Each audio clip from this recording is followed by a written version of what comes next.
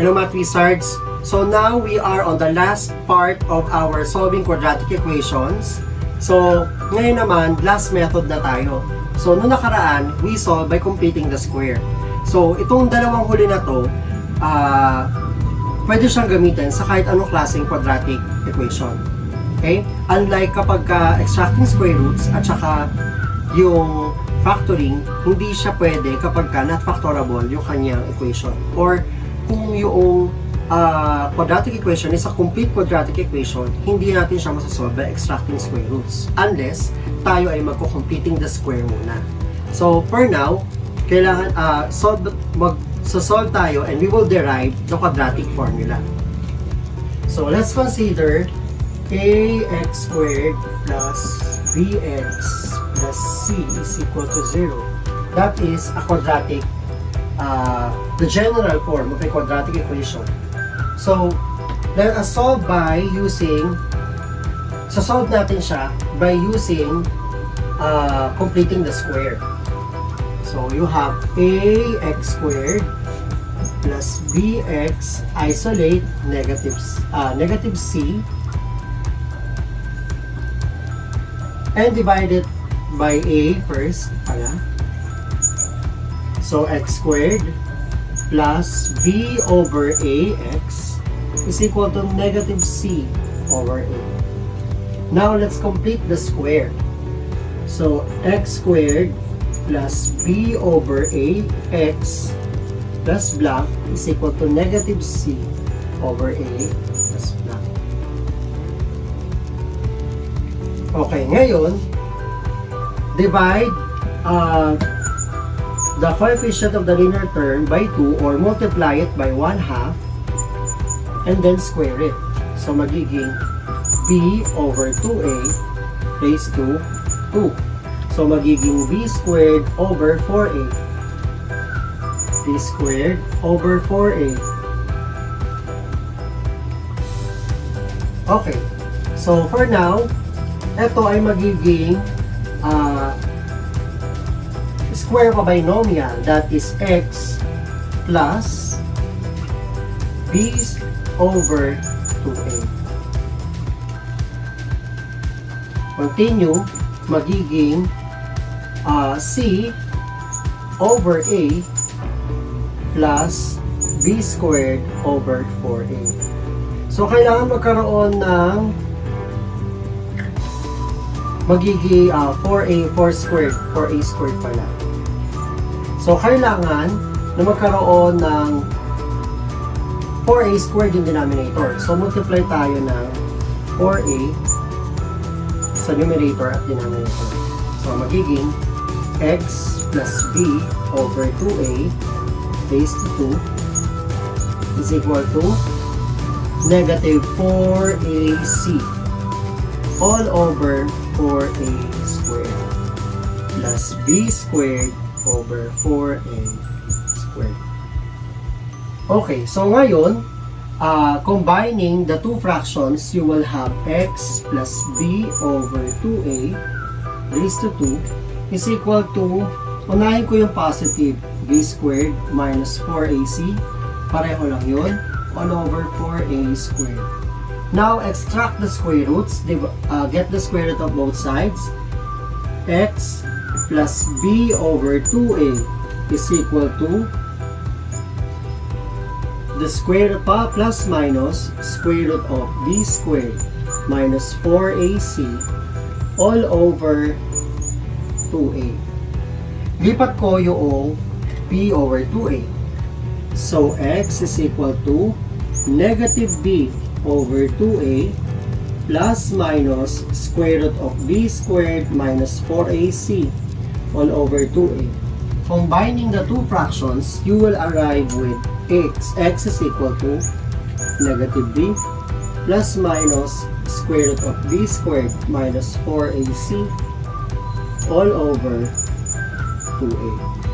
So therefore, this is our solution set. Okay, and this is also what we call the quadratic formula. Now let's apply the quadratic formula in solving quadratic equations. Example number 1, let's have 6x squared is equal to 10 plus 11x. we need first to arrange the quadratic equation in standard form. Ax squared plus bx plus c equals 0. So 6x squared minus 11x minus 10 is equal to 0. Before we solve by using quadratic formula, we will be identifying the values of a, b, and c.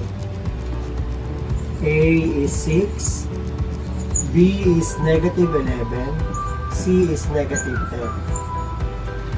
Plugging into our quadratic formula, negative b plus minus square root of b squared minus 4ac all over 2a, we will have x is equal to negative of negative 11 plus minus square root of negative 11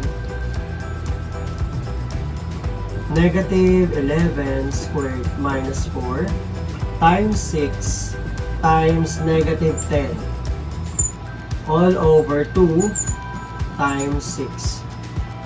Simplifying, you will get 11 plus minus square root of 121 plus 4 times 6 is 24 times 10 is 240 over 2 times 6 is 12. So x is equal to 11 plus minus square root of 261 over 12. Continuing, you will get 11 plus minus the square root of 261 is 19 all over 2.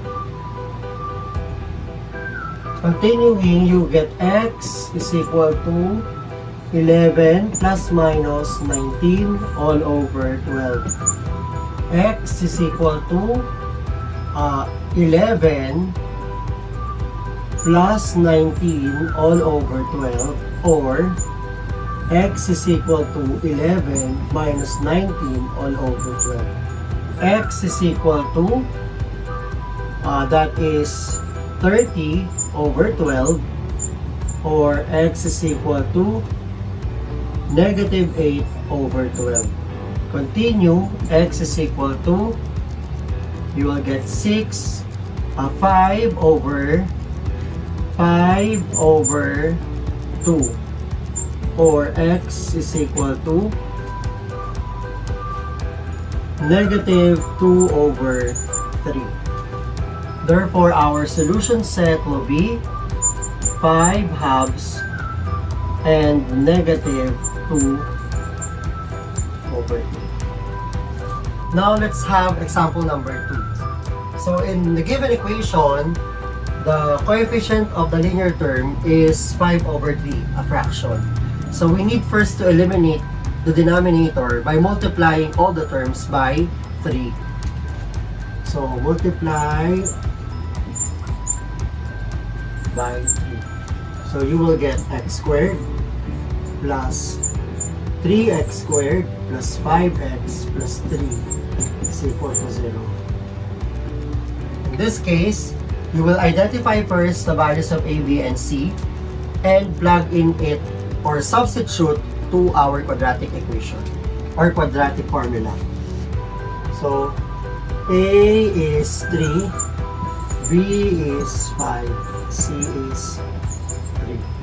So, our quadratic formula will be negative b plus minus square root of b squared minus 4ac all over 2a. Substitute negative 5 plus minus square root of 5 squared minus 4 times 3 all over 2 times 3. Simplifying, you will get negative 5 plus minus square root of 25 minus 12 times 3 is 36 all over 6. So simplifying, x is equal to negative 5 plus minus square root of negative 11 over 6. In this case, the radical is negative. Therefore, we could state that our roots is not real. So for us to identify the imaginary root, we could continue. X is equal to negative 5 plus minus square root of negative 11 is the same as negative 1 times 11 all over 6. Continuing, you will get x is equal to negative 5 plus minus the square root of negative 1 is equal to I. So therefore, square root of negative 1 is I, square root of 11. So square root of negative 11 is I, square root of 11 all over 6. So therefore, our imaginary root will be negative 5 plus minus I, square root of 11 over 6. Now let's have example number 3. So we have negative 2n squared plus 3n plus 5 equals 0. So we will identify the values of a, b, and c. A is negative 2, b is positive 3, c is positive 5. So plugging into our quadratic formula, negative b plus minus square root of b squared minus 4ac all over 2a, you will have negative 3 plus minus square root of 3 squared minus 4 times negative 2 times 5 all over 2 times negative 2. Continue, you will get negative 3 plus minus square root of 9 minus 4 times negative 2, so you will get positive. 4 times 2 is 8, 8 times 5 is 40, all over negative 4. Continue, x is equal to negative 3 plus minus square root of 49 all over negative 4. Continue, x is equal to negative 3 plus minus square root of 7 all over negative 4. So you will have x is equal to negative 3 plus 7 all over negative 4, or x is equal to negative 3 minus 7 all over negative 4. Continue, you will get 4 over negative 4, or x is equal to negative 3 minus 7 is 10. Negative 3 minus 7 is 10 all over negative 4. So x is equal to negative 1, or x is equal to positive 5 halves. Therefore, our solution set will be negative 1 and 5 halves. Okay, now let's have example number 4. So you will consider x squared minus 2x plus 1 equals 0. Identify the values of a, b, and c first. A is equal to 1, b is equal to negative 2, c is equal to 1. And then, we will plugging in to our quadratic formula, which is negative b plus minus square root of b squared minus 4ac all over 2a. X is equal to negative of negative 2 plus minus square root of negative 2 squared minus 4 times 1 times 1 all over 2 times 1. X is equal to negative of negative 2 is positive 2 plus minus square root of 4 minus 4 all over 2. Continue, you will get x is equal to 2 plus minus square root of 0 all over 2. x is equal to, the square root of 0 is 0. So you will get 2 all over 2. So therefore, our solution set will be x is equal to 1. Our solution set will be 1 of multiplicity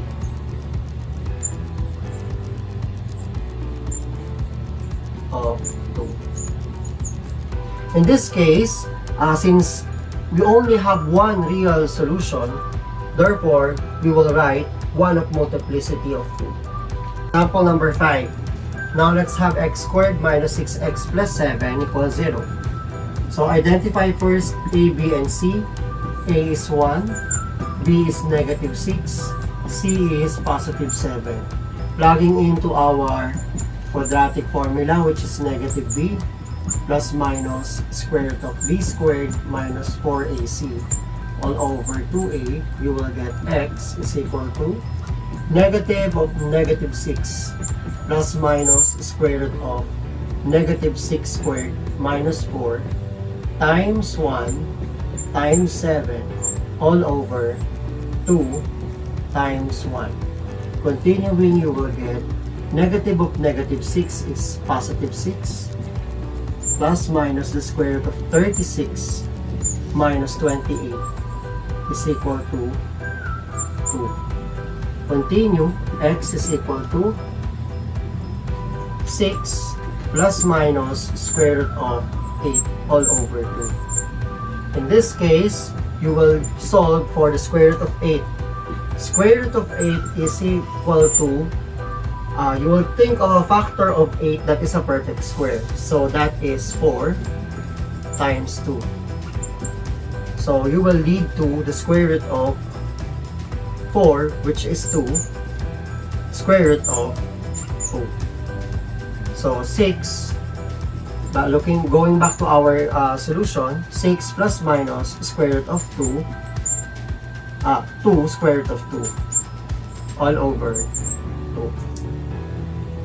Simplifying, there is a common factor between 6, 2, and the 2 in the denominator. So the common factor is 2. Divide all by 2. 6 divided by 2 is 3. 2 divided by 2 is 1. 2 divided by 2 in the denominator will be equal to 1. Therefore, our final answer will be 3 plus minus square root of 2.